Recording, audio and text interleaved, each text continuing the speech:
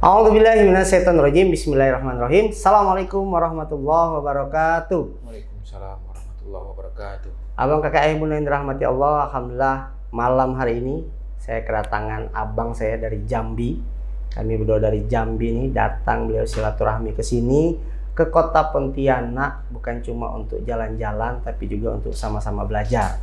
Nah, nggak lengkap rasanya kalau cuma beliau yang belajar. Malam hari ini insya Allah kita akan sama-sama belajar tentang kisah sukses beliau dalam mengelola usahanya, dalam mengelola rumah tangga, dan mengelola dakwahnya yang ada di kota Jambi. Pengen tahu lebih jauh siapa orang yang ada di samping saya ini? Kepada Abang Da, silakan kenalan dulu, Bang.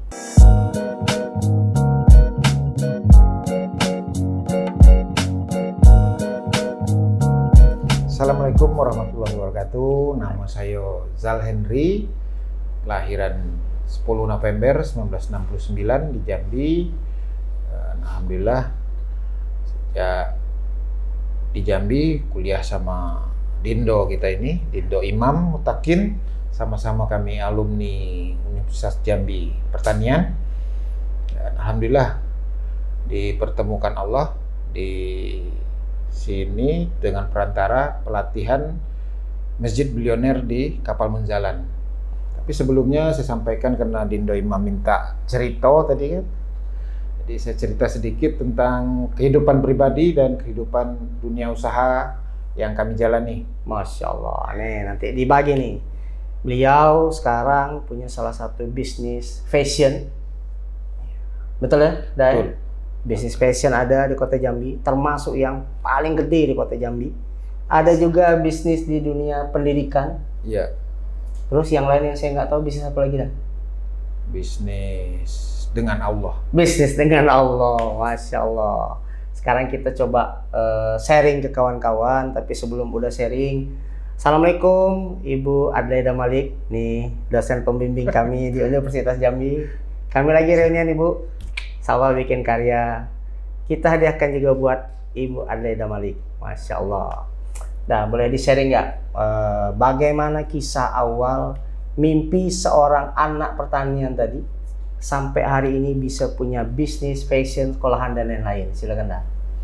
Bismillahirrahmanirrahim. Alhamdulillah kami dari keluarga memang pedagang. Alhamdulillah sebenarnya awalnya tidak mimpi berdagang, pengennya jadi tentara. 3 kali ikut tes akabri, alhamdulillah 3 kalinya ke Magelang, tidak lulus. Pengennya pangkatnya di pundak, alhamdulillah tidak kesampaian. Akhirnya dilanjutkanlah kuliah sampai selesai di pertanian. Sekali lagi tadi disebutkan ibunda kami, Ibu Adlaida Malik, Ibu Ida yang kami kenal, mensupport kami untuk bisa menyelesaikan kuliah. Karena 3 kali ikut tes akabri sangat tertinggal dari kawan-kawan yang lain. Jadi boleh dikatakan 3 tahun itu tertinggal, bahkan dengan IP 0,0. Tapi alhamdulillah pernah juga nyicip IP 3, sekian. Masya Allah. Alhamdulillah akhirnya lulus pertanian dan diwisuda, dan alhamdulillah ijazahnya disimpan di lemari. Sampai sekarang? Sampai sekarang alhamdulillah ijazah itu masih ada. Cuman karena bisnisnya sama orang tua, jadi bantu orang tua dari kecil, dari SMP. Kita bantu orang tua dagang di toko, di pasar, namanya pasar bertingkat kalau di Jambi itu. Disitulah kita bantu orang tua selama beberapa tahun. Alhamdulillah mendekati tamat kuliah, diamanahi suruh belanja barang sendiri. Maksudnya ke Jakarta, dulu juga pernah ke Padang. Kita nikmati belanja dagangan. Alhamdulillah disitulah kita bisa menghitung uang. Kita bawa uang sekian, kita harus belanjakan sekian, mau untungnya berapa sekian. Yang jelas intinya kita punya tanggung jawab di situ. Alhamdulillah dengan tamatnya kuliah, akhirnya dikasih, kami dari kakak beradik itu dikasih modal lah. Modal tempat oleh orang tua dan dikasih modal bisnis dengan catatan bukan dikasih, tapi dikasih utang yang harus dilunasi. Harus bayar? Harus bayar. Bukan karena masalah orang tua udah bayar, enggak. Harus bayar. Alhamdulillah dikasih bisnis waktu itu, dikasih utang untuk ngisi toko itu 40 juta. Nggak cukup sebenarnya untuk toko yang ukuran 4 meter kali 9,6 meter. 4 meter kali 9,6. 9,6 Tahun meter. berapa tuh lagi? Tahun 97. 97. Disitulah. Jadi cara mengatasinya ada. Jadi kotak-kotak barang itu disusun kembali. Kotak-kotak kosong. Kotak kosong untuk menu. Jadi orang ngelihat, wah barangnya penuh banyak gitu kan. Padahal cuman kotak kosong. Jadi istilahnya kita memanipulasi, tapi untuk meningkatkan daya beli maksudnya. Sehingga orang melihat masuk toko kita, wah barangnya penuh banyak gitu kan. Padahal cuman kotak-kotak kosong. Alhamdulillah, qadarullah, setahun setelah itu Krismon. Tuh, 98.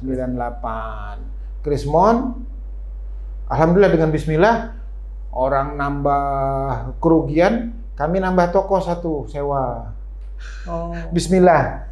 Akhirnya 2 punya toko, 1 dikasih nama Saza. Nama Saza itu Sari, istilahnya orang tua ibu, emak. Za itu Zal Henry. 1 lagi yang disewa Karin. Kar itu Bakar, nama orang tua, nama bapak. Ien itu nama panggilan kecil, IN gitu. Jadi Saza dengan Karien. Alhamdulillah qadarullah, sewa 5 tahun. Sebelum 5 tahun yang sewa itu alhamdulillah terbeli. Pada saat itu sekitar 300 juta. Alhamdulillah. Ya qadarullahnya lah. Yang dalam pengertian kita berbisnis memang sungguh-sungguh, itu yang penting. Sebab setiap hari, boleh dikatakan pada saat itu kami, saya sendiri istilahnya, yang buka toko dari pagi, tutup jam 6 hampir pada saat itu. Jadi kalau boleh dikatakan pada saat itu enggak ngelihat matahari. Enggak lihat matahari. Pagi sebelum matahari terbit pergi, sudah buka, balik matahari lah terbenam. Jadi tidak pernah nengok matahari. Itulah. Alhamdulillah. Tapi satu sisi yang jadi bahan pertanyaan di situ. Kita punya rezeki, singkat katanya, alhamdulillah tidak ada halangan. Allah berpihak dalam pengertian sayang sama kita. Ternyata ada hati ini terasa kosong gitu kan. Pulang pergi dari jam sebelum matahari terbit, balik matahari terbenam, udah itu masuk kamar, kecapean, tidur, rasanya ada yang kosong. Nah, disitulah mulai berpikir mencari apa yang bisa menghibur diri. Oke. Dan disitulah merasa mulai belajar, banyak membaca buku-buku sejarah orang-orang sukses, wabil khusus orang-orang sahabat-sahabat Rasulullah, orang-orang kaya Indonesia, orang kaya dunia bahkan. Jadi tahu segala macam bagaimana bisnis orang kaya, sehingga gimana orang itu bisa kaya. Cuman ya kita dalam pengertian sesuaikan dengan yang kita punya kemampuan gitu kan. Ya orang begini ya kita sesuaikan ini. Dan akhirnya ya menyusun mimpi lah. Menyusun mimpi. Dan pada saat itu yang jelas pernah ikut juga multi level marketing. Dan ini mungkin sedikit yang memotivasi, ada cerita asmara yang gagal. Mungkin Ibu Ida tahu nih, kalau Ibu Ida pasti tahu. Karena bagaimanapun saat saya mau ujian skripsi, di depan dosen pembimbing itu ada undangan mantan jatuhnya. Undangan pernikahan mantan. Ya Allah. Jadi sampai Ibu Ida ngomong dan dosen pembimbing kami ngomong, bahwasanya ini anak jangan sampai tidak lulus ya. Tapi alhamdulillah itu yang jadi motivasi. Motivasinya apa? Memang sempat down, tapi ujungnya itu yang jadi motivasi. Jadi motivasi bagaimana? Ya karena di rumah kita sudah punya usaha, tapi pada saat itu masih kuliah kan, punya usaha, tapi ya goyang. Orang tua jadi permainan lah. Orang tua kasihan, kakak-kakak kasihan ngelihat kita. Tapi alhamdulillah itulah akhirnya kita bisa punya toko. Salah satunya itu yang memotivasi. Pada saat kuliah itu undangan pernikahan, kita mau ujian skripsi, undangan pernikahan di atas meja dosen. Di atas meja dosen penguji. Oh. Pak Dompak waktu itu namanya. Ya, Dompak. Profesor sekarang. Alhamdulillah. Tapi itulah yang paling memotivasi dalam diri. Akhirnya buka toko sendiri, bisnis, dan alhamdulillah. Yang jelas pada saat kita down, kita jangan lupa sama Allah, itu saja yang jelas. Kalau down harus ingat pada Allah, sehingga kita dikasih insya Allah jalan keluar. Pasti ada jalan keluar. Kalau sekarang sudah dekat sama Imam Dindo kita ini di Imam Mutakin dengan kapal munzalannya, kalau ada kalau ada kemauan pasti ada jalan. Pasti ada jalan. Nggak ada kemauan, banyak Pasti alasan. Banyak alasan. Nah, di situ ya terasa, oh sekarang iya ya benar yang dulu yang dipikirkan itu ternyata. Dan alhamdulillah sejak itu mulai menyusun buku. Sebab belajar dari orang-orang sukses itu ternyata mereka punya rencana. 1 tahun, 2 tahun, 3 tahun itu jangka pendek, 5 tahun, 10 tahun, jangka menengah, dan per 10 tahun. Dan alhamdulillah semua yang kami susun itu qadarullah terpenuhi, bahkan lebih dari itu. Masya Allah. Contoh sekarang, mohon maaf, bukannya masuk riya, sekali lagi cuma tadi untuk pembelajaran bagi kita semua. Insya Allah mudah-mudahan jadi motivasi juga bagi rekan-rekan atau kawan-kawan yang lain, baik dimanapun umat Islam. Bahwasanya yang pertama tentunya kalau kita sedang jatuh harus ingat Allah. Yang kedua juga harus kita punya step-step yang jelas setahun tujuan kita apa. Dan alhamdulillah, jadi kalau kita bekerja sama misalnya orang terkaya di dunia siapa, Bill Gates misalnya, kita kan ada standar gaji kita berapa, gaji kita berapa. Tapi kalau kita bekerja sama Allah, ya terserah Allah lah mau gaji kita berapa. Kadang gaji kita 1 miliar boleh, gaji 100 juta boleh, gaji nggak ada gaji pun boleh. Tapi jangan berpikir bahwa nggak ada gaji itu nggak ada duit, nggak ada rezeki. Karena rezeki kadang kita anak yang soleh, istri yang amanah, maksudnya dalam menjaga martabat kita sebagai suami, itu rezeki yang luar biasa. Jadi jangan berpikir rezeki itu hanya uang, itu saja. Tuh. Masya Allah. Itu bang rahasianya. Insya Allah. Dicatat, ditulis, berniaganya sama Allah, planningnya jelas. Karena kalau tidak ditulis kan ini seperti haji, karena alhamdulillah saya mungkin satu-satunya KBIH, kelompok bimbingan ibadah haji di Jambi, yang bukan jebolan pesantren. Dan baca Fatihah pun tidak lulus-lulus gitu istilahnya. Dan alhamdulillah dari tahun 2005 saya berangkat haji. Alhamdulillah dari tahun 2000 saya berhaji. Tahun 2005 bikin KBIH. Alhamdulillah sampai saat ini, kecuali COVID kemarin yang tidak berangkat haji. Alhamdulillah. Dan di situ alhamdulillah, dan di situ kita berpikir bahwasanya kalau kita ingin berhaji ataupun berusaha, jangan pikir kita harus orang kaya, harus punya duit, harus ini, enggak. Karena berhaji itu adalah urusan Allah. Gitu juga bisnis. Kalau kita bisnis ini berpikir kita bekerja sama Allah, ya itu tadi, terserah Allah mau kasih kita untung berapa, mau kasih kita gaji berapa. Masya Allah. Bicara tentang orang sukses nih kawan-kawan, pasti didampingi juga oleh wanita yang sukses. Nah, boleh bang, sepatah dua patah kata tentang pasangan. Alhamdulillah tadi dari dulu itu mungkin tidak jodoh dalam pengertian tadi mau ujian di depan dosen pembimbing, mau ngadap minta jadwal ujian sarjana, undangan dari yang kita jalan.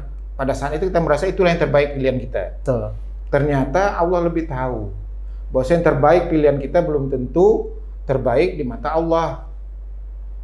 Nah, alhamdulillah akhirnya dipertemukan dengan setelah berhaji yang pertama tahun 2000 hajian masih bujangan, dipertemukan 2 tahun setelah itu. Jadi mintanya sama Allah gitu. Ya Allah, ini udah banyak ditolak sih. Padahal kan mohon maaf kadang agak sombongnya dikit. Saya ini kan ganteng dulu ya. Mirip siapa? Dede Yusuf kalau Dede Yusuf. Masya Allah. Bangga dikit lah. Tapi sekarang mungkin enggak, kalau udah Yusuf lagi beda warna mungkin. Kembar sama Dede Yusuf tapi beda warna. Cuman alhamdulillah Allah pertemukan itu hal-hal yang di luar dugaan bagi kita manusia, tapi Allah yang berkehendak. Masuknya sebenarnya juga dijodohkan, dalam pengertian bukan dijodohkan, tapi dijodohkan orang tua, dicarikan jodoh ini. Alhamdulillah banyak yang dijodohkan, banyak juga yang nolak. Tapi alhamdulillah kalau Allah ketemu sama istri ini, saya minta syaratnya cuma tiga waktu itu. Karena istri ini waktu sebelum menikah sama saya tidak pakai hijab, jadi saya minta 3T. Pertama menutup aurat, sholat, T-nya itu ujungnya maksudnya. Oh, iya. Sholat, menutup aurat, dan taat. Oh. Mau, kita lanjut. Alhamdulillah beliau mau. Langsung saya gini, karena beliau di Palembang tinggal. Jadi pas dagang belanja barang di Jakarta, pulang tuh singgah ke Palembang, baru naik mobil ke Jambi. Tapi akhirnya Allah berkehendak, kami menikah. Sampai saat ini alhamdulillah punya keturunan 4 ahwat, 4 perempuan, anak, 1 laki-laki. Cuman yang perlu digarisbawahi, alhamdulillah istri itu memang seperti kata Mas Imam, memang sangat mendukung kita. Kalau istri tidak bisa menjaga martabat kita sebagai suami, apalagi kita di Islam, itu biasanya rezeki pun ikut tidak diridhoi lah dalam pengertian Allah. Biasanya usaha tuh banyak gagalnya. Alhamdulillah kalau Allah semenjak beristri, rezeki istri itu ada, rezeki istri anak ada. Jadi tidak mengurangi rezeki kita, malah menambah yang ada. Dan alhamdulillah terbangunlah Mahabbatullah yang sekarang ini, yang ukuran tadi 25 kali 40 meter. Setelah menikah. Setelah menikah, alhamdulillah. Buat kakak-kakak, mbak-mbak, ibu-ibu yang sudah jadi istri atau jadi calon istri, bahwasanya salah satu besar yang magnet rezeki suami itu ada sama antum, ada sama ukhti-ukhti. Maka jaga martabatnya, taat, sholat, tutup aurat. Nah, dari Bang Henry. Di akhir-akhir nih Bang, saya mau tanya. Hari ini kan saya lihat Abang nih banyak kegiatannya sudah mengarahnya ke dakwah. Sudah terjun ke masyarakat, terjun ke masjid. Ada pesan-pesan nggak nih buat teman-teman yang ada di Kota Jambi, yang insya Allah juga nanti akan ditonton sama masyarakat di seluruh provinsi Jambi nih video kita nih Bang? Apa yang mau disampaikan nih Bang untuk saudara-saudara kita yang ada di Jambi? Bismillah. Sekali lagi saya sebagai hamba Allah merasa bukan siapa-siapa, karena seperti Kiai Luqman di Munzalan juga mengingatkan kita jangan merasa kita siapa, tapi yang jelas kita merasa kita adalah hamba Allah yang jelas. Jadi jangan merasa kita jumawa, kita merasa kita hebat atau karena kita siapa, karena kita maka akan terjadi ini, tidak. Tapi ada mimpi yang saya lihat di daerah-daerah lain, kok bisa ulama atau penggiat-penggiat dakwah itu bersatu. Nah, ada mimpi di diri sendiri, semoga di Jambi juga penggiat-penggiat dakwah itu bersatu tanpa menonjolkan aku siapa aku gitu kan, siapa organisasiku, apa aku lah yang berjasa, aku lah yang punya ini segala macam pengaruh, tapi tonjolkanlah kita ingin memakmurkan masjid. Karena di Kapal Munzalan juga jelas, saya juga merasa sefrekuensi lah kami di Mahabbatullah dengan Kapal Munzalan, dan juga dibantu guru-guru kami di Majelis Az-Zikra Jakarta, Ustaz Syukur, Ustaz almarhum Ustaz Arif bin Ilham yang menjadi panutan bagi kami. Nah, sehingga pengen ada suatu perkumpulan semacam badan komunikasi ataupun forum silaturahim penggiat-penggiat dakwah di Jambi itu suatu saat punya suatu acara yang besar yang dikoordinir oleh forum itu sendiri, yang tanpa menonjolkan satu pihak, tapi menonjolkan Islam, menonjolkan ukhuwahnya, menonjolkan semangat dakwahnya, sehingga kita bisa bergandengan tangan, tidak menyalahkan yang lain, tapi justru menutupi kekurangan yang lain dan mengangkat kelebihan yang lain. Masya Allah. Sehingga kita sama-sama bisa bergandengan tangan, ibadahnya tenang di Jambi. Insya Allah kalau sudah begitu kan, rasa-rasanya cita-cita baldatun thayyibatun wa rabbun ghafur itu rasanya Sebentar lagi. sebentar lagi. Amin ya Allah.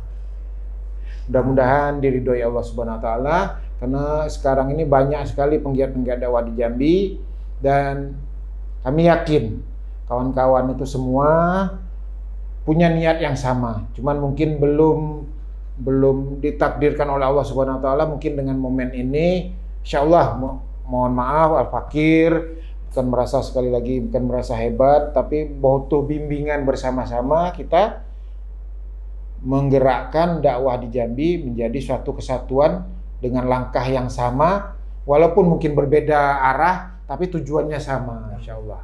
Bismillah. Bismillah. Nih, untuk ulama, untuk ustadz, untuk penggiat dakwah yang ada di Kota Jambi, sebagaimana yang didoakan sama Uda Zal Henry, semoga dimudahkan sama Allah. Semoga nanti kita bisa punya forum atau perkumpulan atau aliansi penggiat dakwah Kota Jambi. Kita bisa besarkan Kota Jambi, kita bisa makmurkan Kota Jambi, kita bisa bikin Provinsi Jambi jadi negeri yang baldatun thayyibatun wa rabbun ghafur. Nah, makasih banyak Bang. Sharing-sharingnya sedikit, Pak, singkat, padat, jelas, bermanfaat dan penuh makna. Amin. Dan yang paling penting ini juga momen silaturahmi. Dari kami berdua, Duo Jambi, semoga makin banyak kawan-kawan yang ada di Kota Jambi bisa ketemu di sesi-sesi seperti ini.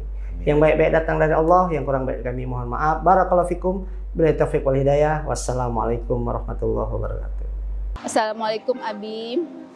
Abi, semangat ya. Umi dan anak-anak selalu dukung.